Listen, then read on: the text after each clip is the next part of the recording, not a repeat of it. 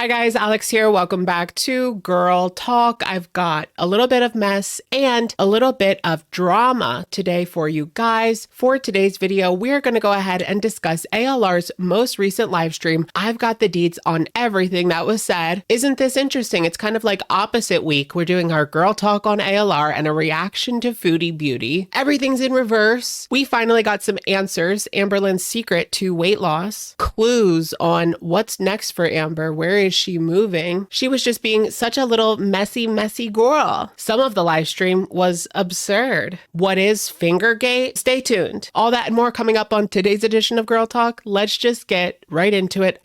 Shall we? All right, you guys. So ALR made her triumphant return in a live stream called Let's Talk, admitting that she can't film right now because she's going through so much. Someone even messaged her mom saying that she had passed because she's been gone from YouTube for so long. Honestly, it hasn't really been that long, about 4 days. She says that she's moving to another state, which we already knew, and admits that she needs a boss because she's not good at being her own boss. Someone who can keep her in line on this YouTube journey schedule. Oh, do I have a boss?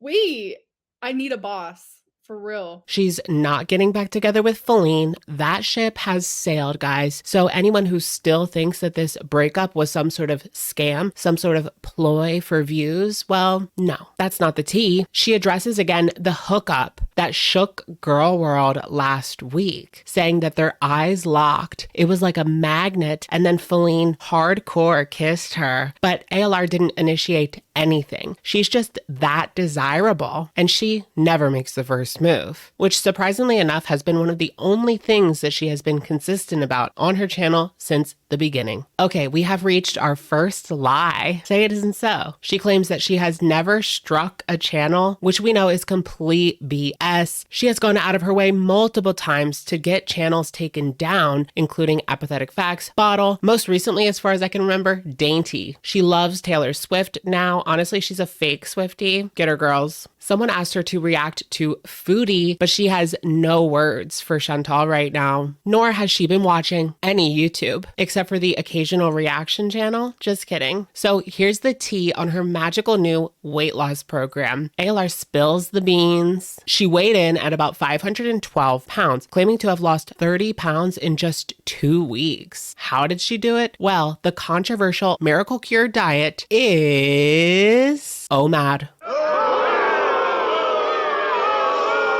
Also known as one meal a day. It's pretty self-explanatory. What you do is eat one meal a day. I can't help but think about Chantal, Foodie Beauty, because she pretended to do OMAD on YouTube for the clicks and views. She has been known over the years to do several different diet plans on YouTube, but then later admit that behind the scenes, she wasn't really following her own advice or her own plan. It was just something that she put on, a show, if you will. And then you wonder why people call you a liar. Amber goes on to call herself out, introspective Lynn, because she used to say, I don't want to undereat. You guys remember that? And the new Amber thinks that that's just ridiculous. How can you undereat at her size? Which I have to agree. But in regards to OMAD, I have to think about her bed. But apparently she doesn't have bed, or does she? Law number 2 is that she's still doing Delta 8. And I think at the beginning of the live stream, she says that she's not on it. And then later on in the live stream admits that she is. Clearly, she's just like racking up the lies. It wouldn't be fun if she didn't lie. Someone asked her for a clue as to where she is moving. Most people think Oklahoma, but her clue is ice. What do y'all think? The first thing that I thought of was Utah, but that doesn't even make any sense. Boring is another clue that she gave us. But we can rule out Cali, Texas, Indiana, Florida, New York, and Virginia. This part was funny. She comes for Zachary Michael because someone brings up his saying, "You look the same as you always do, sis." And she is not too pleased with that, claiming that he always says that when she looks absolutely awful. But what about when she does one of her famous TikTok transitions, looking like sex work, Lynn? People begin to get upset and annoyed with her because she's on her phone like every 5 seconds, claiming to be answering a business text, which is lie number 3. Let's be real here. Yeah, I do love the attention.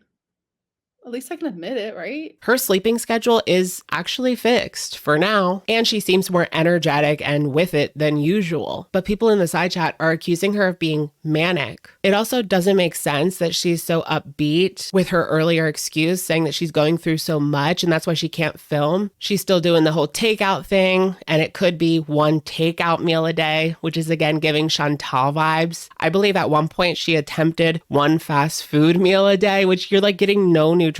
Your body would literally be starving. Maybe not starving, but starving for nutrients. Amber admits to spending $10,000 on Torrid in her lifetime. I don't know. Part of me thinks it could be more. Someone asked her about losing her identity if she were to get skinny. People would treat her differently, she admits, although she's so focused on health right now. It kind of reminds me of my little controversy a couple of months ago where I said that Amber would lose views if she lost weight, and then she got upset with that on her channel, even though I got the idea from her. I did nothing wrong. Someone in the side chat tried to bamboozle her into shading Becky. You heard it. They asked, what do you think about people putting cash apps in their description or community tab? And she says it's okay to ask for help in a bind, but if you're asking for it when you're A-okay, it's ridiculous. And I can get down with that. Get this, guys. She claims to be keeping a lot of things from us. For better or worse, this is the real Amber, despite what she said in the past that the vlogs are the real her. She talks about giving money to subscribers. Back in 2019, people would ask her for money in her DMs on Instagram, but she later found out that she gave money to trolls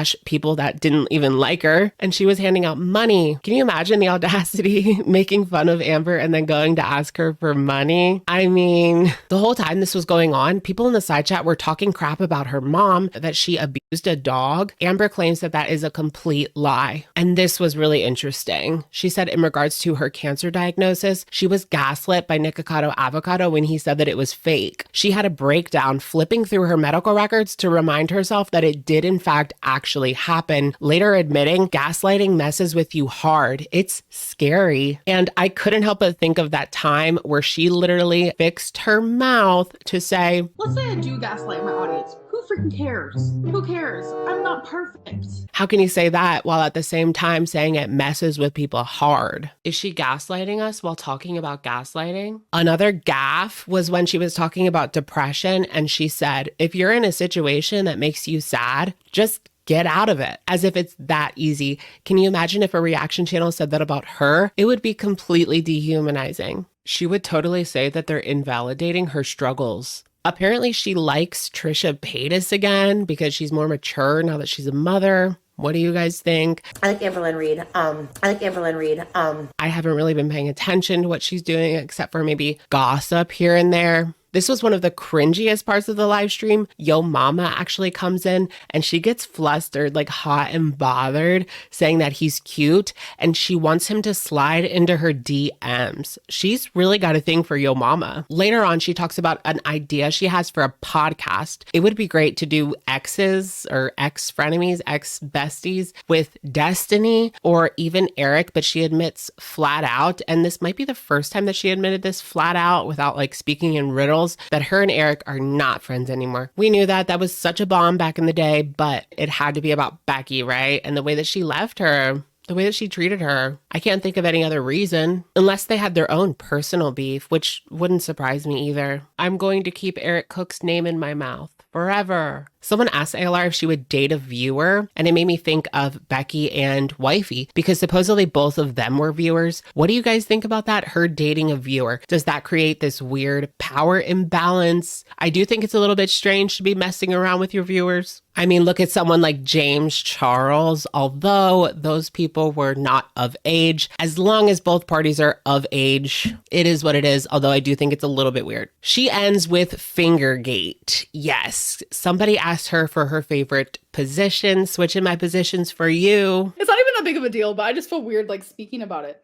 I love fingers. And she says fingers. Her favorite is fingers. She goes on and on about how much she loves fingers. It's absurd. And that is Fingergate. The rest of the video was a bunch of nonsense. All right, you guys, that's going to be it for today's video. Let me know what you guys think. It's kind of weird. We got some answers. What's going on? This miracle cure diet, not what I was expecting. Oh, mad. Do you think that's going to work for her? Something tells me that this could lead to a bees, and we will see her on here pretty soon. Crying face thumbnail, talking about her bees. Not that I want that, it's just what I kind of see. It's what the cards are telling me. Just kidding. It's what my Lynn tuition is telling me. She said during the live stream that people have always said, do something that you've never tried before. I mean, you've done Weight Watchers how many times and it's never worked because you weren't consistent with it. And this is something new. I just don't know. These first couple of weeks have worked pretty well. If we believe her numbers, it's hard to really tell because you can't really gauge the progress yet. Let me know what you guys think in the comments down below. And I will, of course, catch you guys in the next one. All right. Bye, guys.